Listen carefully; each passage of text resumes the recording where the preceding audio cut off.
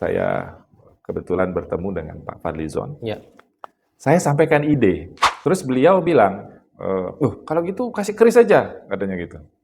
Nanti untuk MotoGP, bukan hal yang mudah. Kalau pengadaan keris iya, tetapi untuk menembus Dorna, standar MotoGP kan sudah luar biasa. Sampai H-5 itu belum ada kepastian.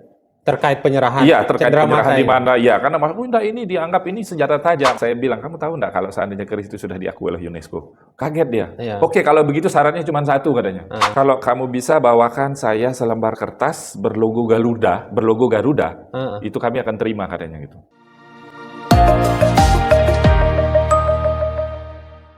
Assalamualaikum warahmatullahi wabarakatuh.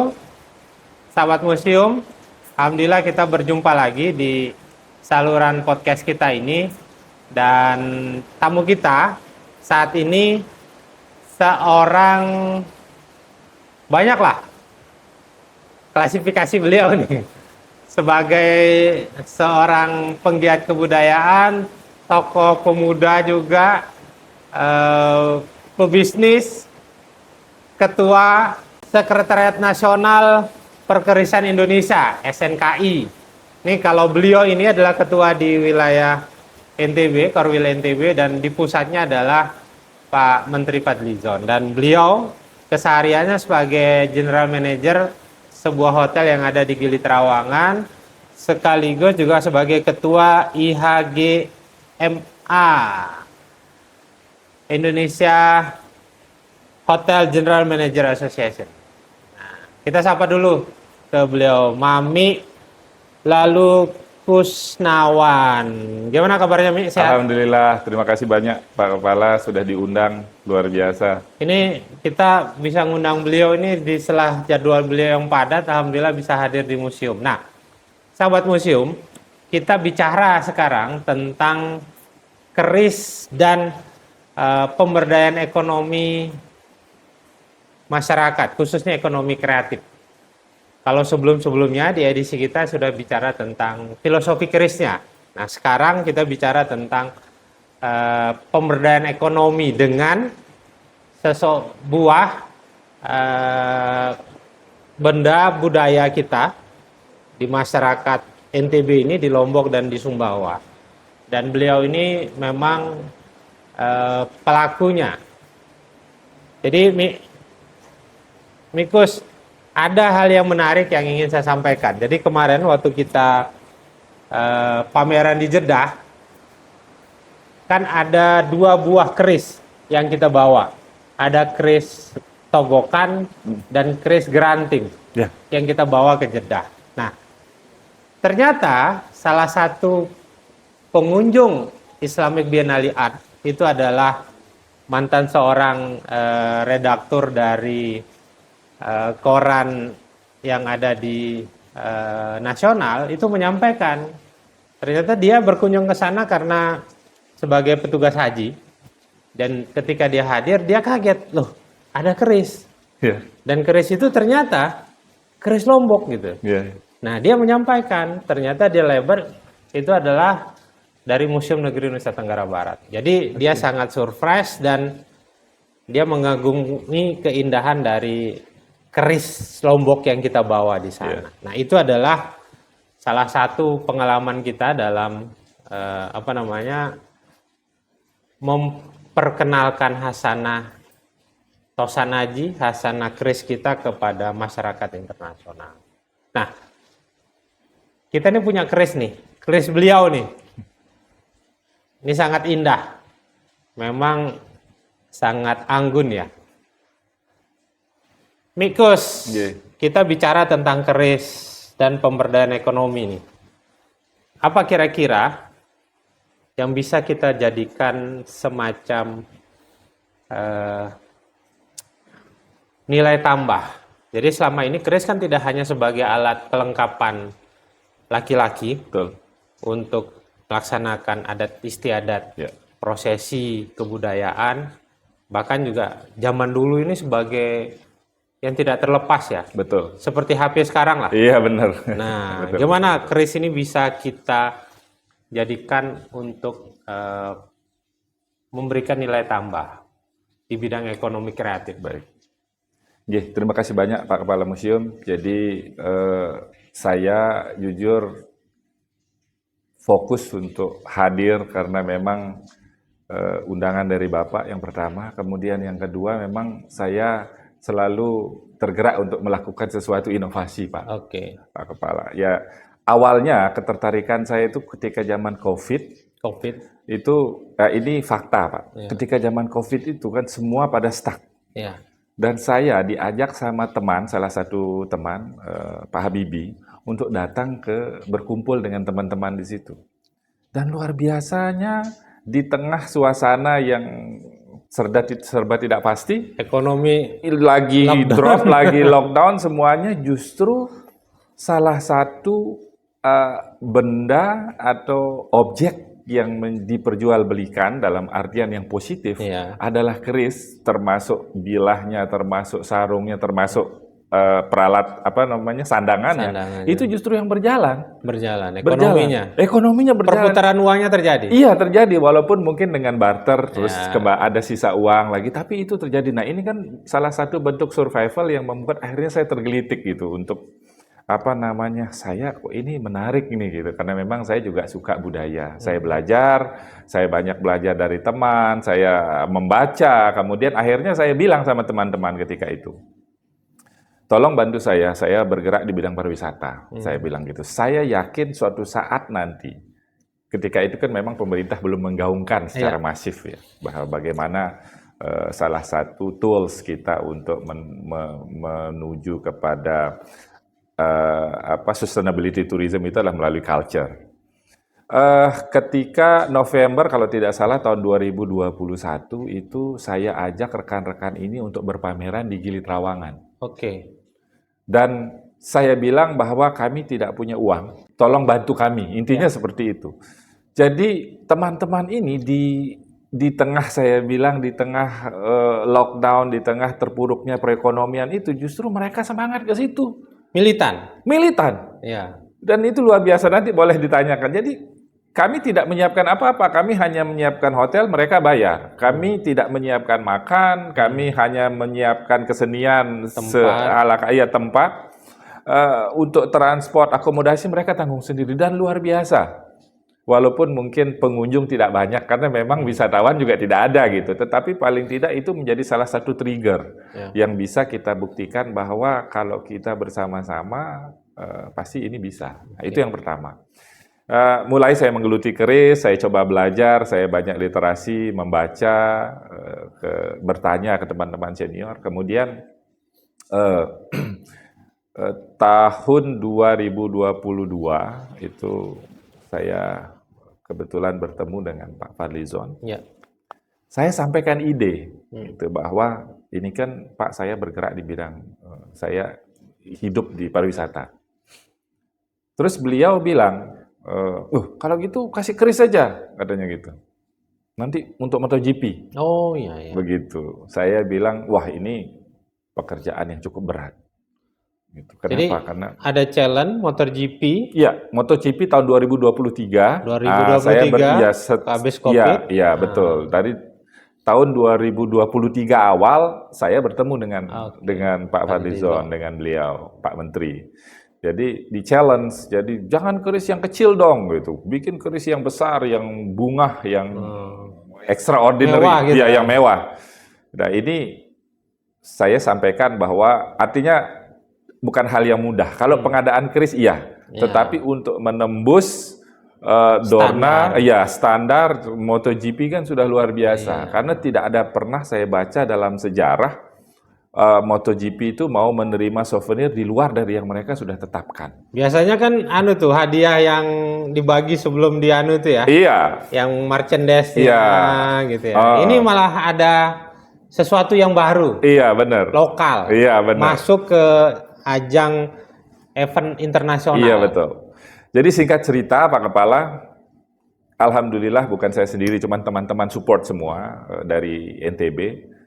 Itu kita berhasil, itu benar-benar invisible hands of God. Ya. Jadi benar-benar pertolongan Tuhan sampai itu bisa goal. Mungkin di sini gaungnya tidak begitu banyak yang tahu gitu, tetapi di luar dari sangat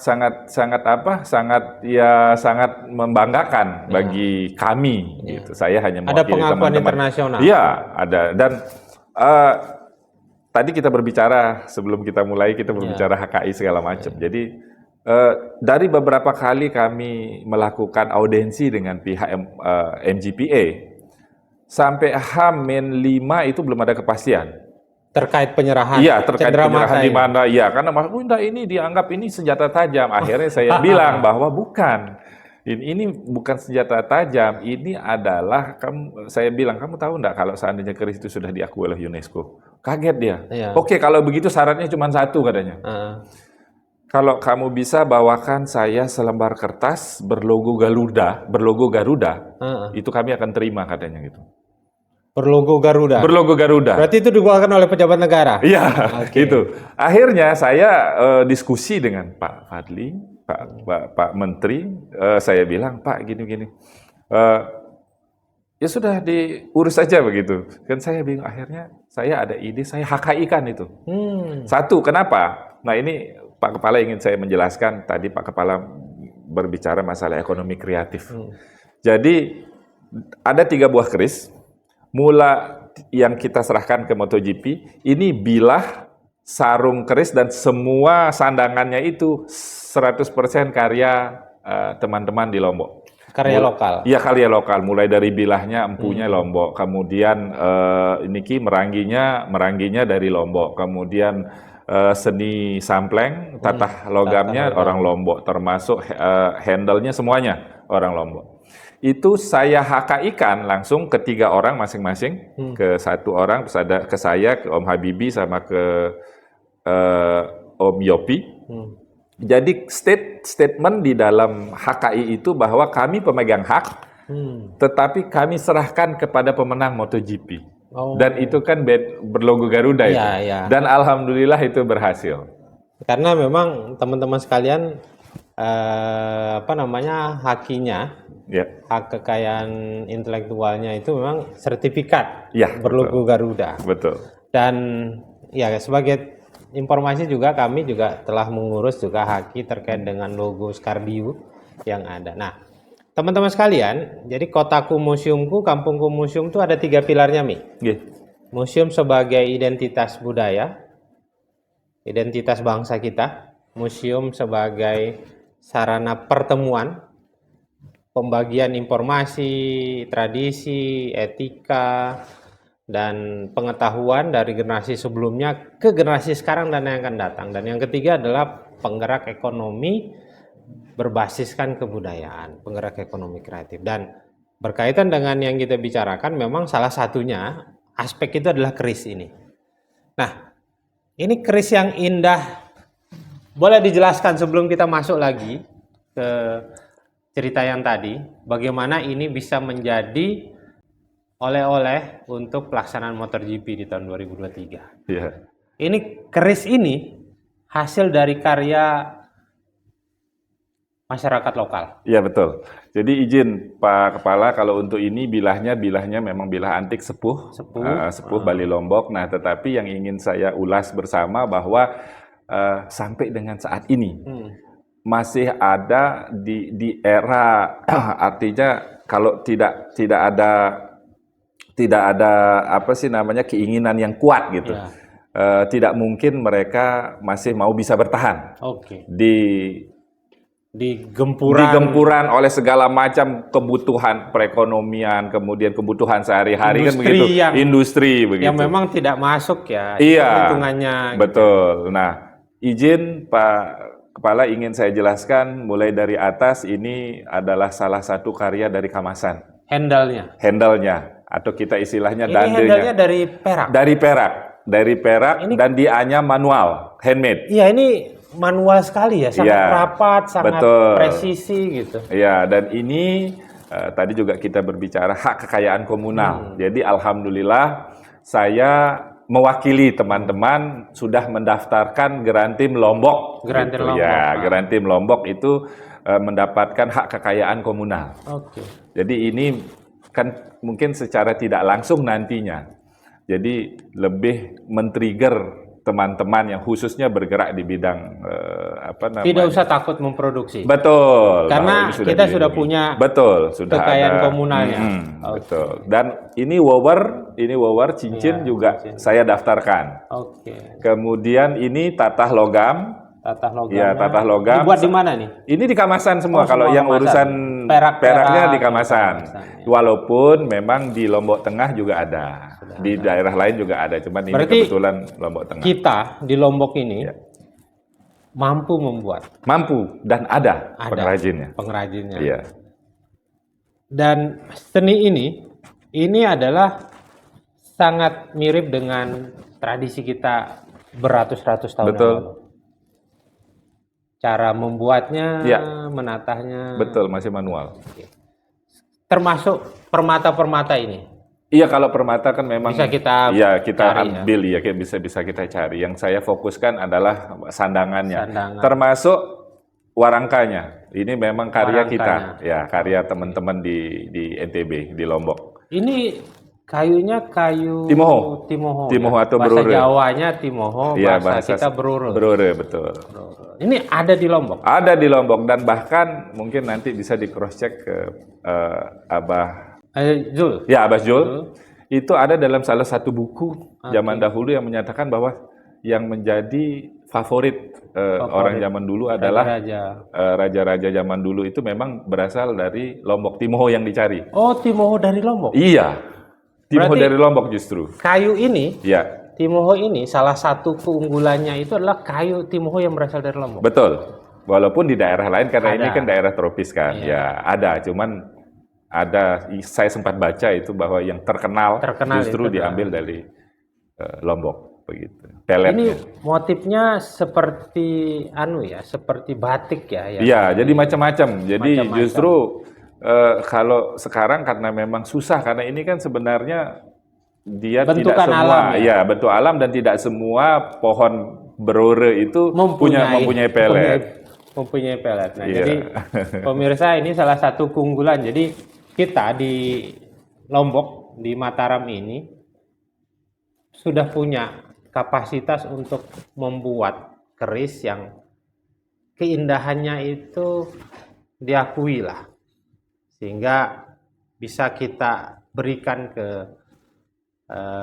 level internasional. Dan memang berat ya, memenuhi target. Woi, sangat berat. Memenuhi standar. Iya, sangat berat. Event seprestisius MotoGP. Betul. Bahkan saya menyaksikan sendiri bagaimana ketatnya ketika kami akan menyerahkan itu. Iya. Tidak boleh mengeluarkan statement apapun. Itu yang menyerahkan pertama adalah Pak Erick Thohir. Pak Erick Thohir Iya. sebagai Menteri BUMN. Kemudian Pak Sandiaga Uno. Menteri Pariwisata. Iya, dan diserahkan oleh PJ Gubernur. Jadi 3. Dan beliau sebelum beliau menyerahkan itu, orang Dorna bilang no speech katanya. No speech, tidak boleh, serahkan pergi. Karena kami memahami bahwa pada saat penyerahan itu dikhawatirkan. Iya. Karena kan banyak sponsor media nih, media sponsor dari mereka. Kalau seandainya kita menyebutkan itu sesuatu mereka kan membayar ini gitu. Mereka membayar ke pihak Dorna. Ini ada pelanggaran perjanjian. Betul, tetapi alhamdulillah apapun itu sudah terjadi dan kita sudah berhasil. Nah, ini kan menjadi kebanggaan bukan hanya untuk kami, ya, bahwa ajang MotoGP ini kami juga bisa berkarya. Nah, hanya saja mungkin yang menjadi catatan semuanya itu kami lakukan secara mandiri. Nah, ini kita bicara tentang tadi sudah kita bicara bagaimana event internasional, kita udah bicara bagaimana keris dengan keindahannya. Nah, sekarang kita bicara tentang penggerak ekonominya. Ya. Berarti posisinya empu kita yang ada di Lombok ini sudah mampu ya? Ya, sudah mampu. Kalau handle-nya di Kamasan, ya. Daerah lain ada Mi? Di Lombok Tengah? Ada di Lombok Tengah, ada juga. Ada juga. Terus kalau kayunya ini, apa Merangi. kayu merangi ini selain kayu merangi ini yang diminati oleh penggemar keris ini? kayu apa biasanya? Jadi begini dipakai? Pak Kepala, memang menjadi favorit salah satu untuk warangka, Warangka. itu adalah kayu brore. Nah, Tapi ada kayu ireng juga bisa dipakai, kemudian ada beberapa jenis kayu yang lainnya, kayu jeliti juga bisa dipakai. Cuman yang menjadi favorit ini. ini Ini kan cuman rekan-rekan kalau seandainya dia menganggap ini terlalu, memang harga cukup tinggi, cukup tinggi. karena memang langka, banyak ada replacement-nya, ada penggantinya. Oke. Gitu. Dan izin Pak Kepala, ingin saya menyampaikan bahwa kita berbicara masalah ekonomi kreatif, tentunya saya dari SNKI tidak melihat mereka anggota SNKI atau tidak. Oke. Yang kita lihat adalah sekarang usernya, end usernya, pengrajinnya. Ya. Kami tidak melihat, oh dia di paguyuban ini tidak masuk SNKI, tidak. Jadi Tapi saya, semua dirangkul. semua kita rangkul. Jadi siapapun yang mau monggo gitu. Dan kebetulan, jadi pada saat ini ingin saya menyampaikan sedikit bahwa memang SNKI itu merupakan satu-satunya lembaga yang diajak bekerja sama oleh UNESCO. Oke. Kemudian dalam urusan perkerisan, itu yang pertama. Yang kedua, akhirnya untuk meningkatkan sebenarnya kita berbicara ekonomi kreatif tadi, teman-teman di SNKI itu membentuklah LSP, LSP Perkerisan, Pak Kepala. Nah, ingin saya jelaskan di sini bahwa LSP Perkerisan itu tidak di bawah SNKI. Namanya LSP pasti lembaga berdiri sendiri. Mohon nanti Pak Kepala membantu saya untuk menyampaikan bagaimana posisi LSP, kan begitu. LSP, ada BNSP, itu ke negara. Nah, kemarin kami sudah mencoba memberikan menawarkan uji kompetensi sertifikasi kepada seluruh pelaku perkerisan. Ya, salah satunya adalah empu, kemudian itu banyak levelnya, tapi ada empu, ada satu orang empu yang kita berhasil lulus uji kompetensi, kemudian ada merangi, pembuat warangka, merangi itu ada 3 orang, kemudian ada kurator keris, kemudian ada seni tatah logamnya. Iya, itu yang kita... Termasuk pembersihan ya? Iya, termasuk pewarang, itu ada 2 orang, betul. Nah, kan kita berbicara ekonomi kreatif tadi, bagaimana ini menjadi kami kan perlu juga perlindungan, perlu pengakuan, dan sekarang negara sudah menyiapkan itu, Pak. Ya harus kita manfaatkan, gitu. Jadi jangan salah kaprah, bukan SNKI yang mengeluarkan sertifikat itu uji kompetensi, ini LSP, gitu. Satu-satunya LSP Perkerisan harus dimanfaatkan secara ya mungkin nanti Pak Kepala bisa membantu seperti apa sih pentingnya gitu uji kompetensi itu, sertifikasi itu, Pak. Ya, jadi teman-teman sekalian, memang Kementerian, kalau sebelumnya Kementerian Pendidikan dan Kebudayaan punya lembaga satu yang memberikan sertifikasi keahlian kepada pelaku seni dan budaya. Nah, dengan asumsi bahwa ketika mereka ini memiliki standar baku. Jadi ketika mereka ingin melakukan sesuatu, mereka sudah punya standar. Termasuk standar bekerjanya, pengupahan, pembiayaan, segala macam. Dan kita berharap memang masyarakat yang punya keahlian, terutama di bidang kebudayaan ini, pelaku budaya, termasuk pengrajin, segala macam, untuk mau mendaftarkan dirinya. Nah, selanjutnya kita bicara tentang potensi nih. Potensi ekonomi kreatif khususnya keris dan konektivitasnya untuk pariwisata kita di NTB ini. Ya, ini juga menjadi PR saya sebenarnya, Pak Kepala, bagaimana semua tools saya pergunakan untuk peningkatan. Kita kan berbicara pariwisata mendunia ya. Pak Gubernur bilang, terus kita ada punya sustainability tourism, pariwisata yang berkelanjutan. Nah, untuk mencapai poin ini tentunya banyak tools yang harus kita hidupkan bersama-sama. Termasuk museum menjadi salah satu, dan culture secara umum begitu. Nah, cuman yang perlu kita perhatikan bahwa, mohon maaf kalau kita agak luas sedikit, ini saya analogikan bahwa seorang seniman sekarang sudah sulit kita temui, regenerasi seniman. Nah inilah saya analogikan kepada di industri keris ini. Ini jangan sampai terjadi seperti itu. Stuck ya. Iya, Tidak jadi ada tidak ada regenerasi. jadi putus ya sebagai salah satu. Dari kakek ke bapak, Betul. terus tiba-tiba bapak ke anak nih mati nih. Iya. Ke cucu nih. Betul. Nah, sementara kan orang luar ini, mohon izin dari sisi luar negeri justru begitu mudahnya mendapatkan gelar S2 hanya dengan meneliti kita punya kekayaan kebudayaan kan. Sementara gelar kita master. ya Bapak sendiri saya lihat sudah S3 nih. Ya. Sudah S3. Berapa susahnya Bapak mendapatkan itu. Tetapi berapa mudahnya mohon maaf orang luar meneliti apa yang menjadi kekayaan kebudayaan. Iya, mendapatkan gelar yang sangat mudah gitu. Nah, ini yang menggelitik saya ya jangan sampai hal ini terjadi sehingga bagaimana kita menghargai seniman. Mohon maaf sekali kalau kita berbicara sedikit di luar keris. Ketika ada gendang belik ini ada hubungannya dengan budaya. Perkiraan harga 4,5 sampai 5 juta. Oke, satu grup satu kali pentas.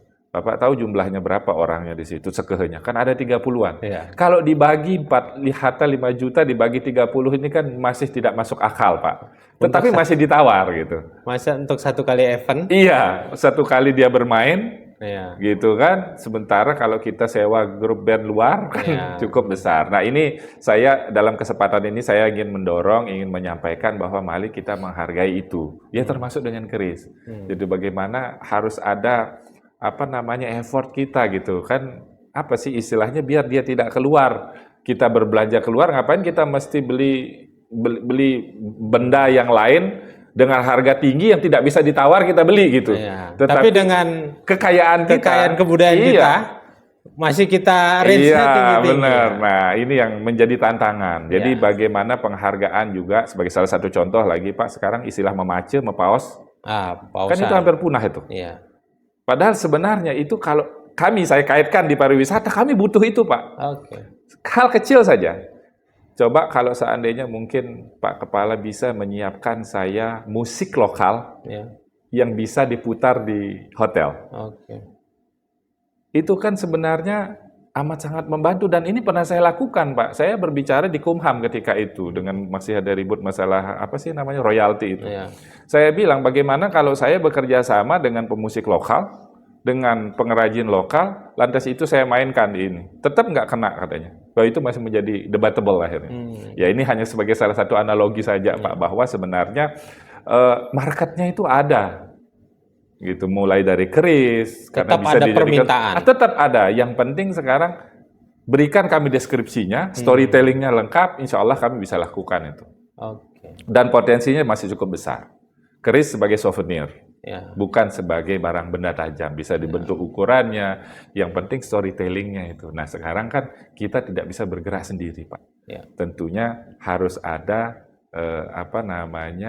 campur tangan dari pemerintah dalam hal ini. Dari sisi kebijakan, misalnya membuat surat edaran, membuat peraturan daerah atau peraturan gubernur yang terkait dengan bagaimana memanfaatkan ini, gitu sebagai salah satu sumber. Dan Pak Gubernur sudah melakukan itu. Atau misalnya pas ada kegiatan kenegaraan, gitu ya, pakai adat selalu harus menggunakan keris. Keris, iya, karena kan dan salah kerisnya satu harus dibeli oleh.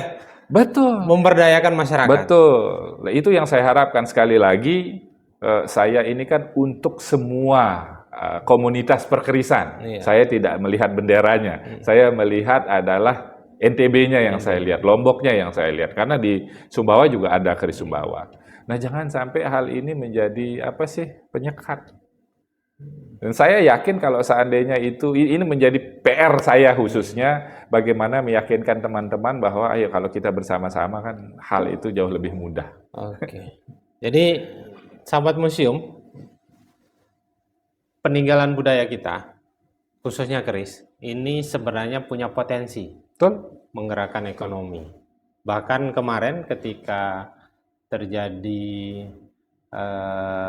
intercept ekonomi, stagnan ekonomi, ternyata ada komunitas yang terus bekerja, terus bergerak, dan itu sangat militan untuk melestarikan, melindungi kebudayaan, dan menjadi penggerak ekonomi di dalam masyarakat. Dan jadi hal-hal tersebut menjadi catatan kita. Terakhir Mi, Iya. kedepannya kita punya potensi untuk itu, mendorong kerajinan khususnya keris ini untuk berkawin dengan dunia pariwisata. Ya. Apa tanggapannya Mi untuk menguatkan itu? Ya, saya sangat setuju. Kalau dari sisi saya sebagai dari industri pariwisata ya, dari industri ya, dari marketnya ya, banyak hal yang bisa kita lakukan sebenarnya. Ini kan keris ini menjadi salah satu tools. Ya. Kalau saya analogikan sekarang dengan kita punya tenun ikat, Ya. sama dengan keris sebenarnya. Ketika mereka demo sedikit, diberikan pengetahuan sedikit, mereka foto, itu kan once a lifetime experience. Ya. Dan itu memperkenalkan itu. Nah, demikian juga dengan keris. Mungkin dengan mendatangkan empu, terus dia ikut memukul, walaupun tidak sampai selesai, kemudian ada merangginya duduk di situ dan merangginya diajarkanlah oleh merangginya untuk membuat ini dasarnya, diberikan filosofinya, diberikan storytellingnya, demikian juga bagaimana dia menatah tatah logamnya gitu, melakukan pekerjaan yang ini secara manual. Saya yakin storytellingnya saya yakin pasti ada itu, pasti bisa.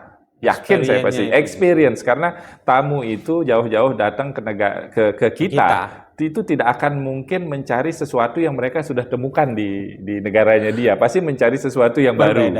Betul.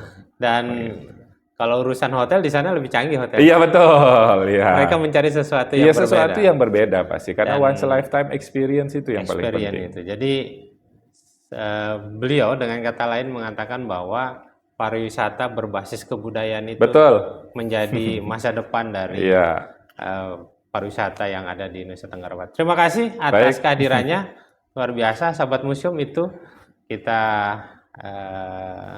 bincang-bincang kita, dan semoga kebudayaan kita ini, khususnya benda-benda pusaka yang indah seperti ini, bisa menjadi penggerak ekonomi kreatif kita. Amin. Dan kebudayaan kita itu juga bisa menghasilkan satu potensi pariwisata di Nusa Tenggara Barat. Terima kasih. Assalamualaikum warahmatullahi wabarakatuh. Waalaikumsalam Sampai jumpa warahmatullahi lagi. wabarakatuh.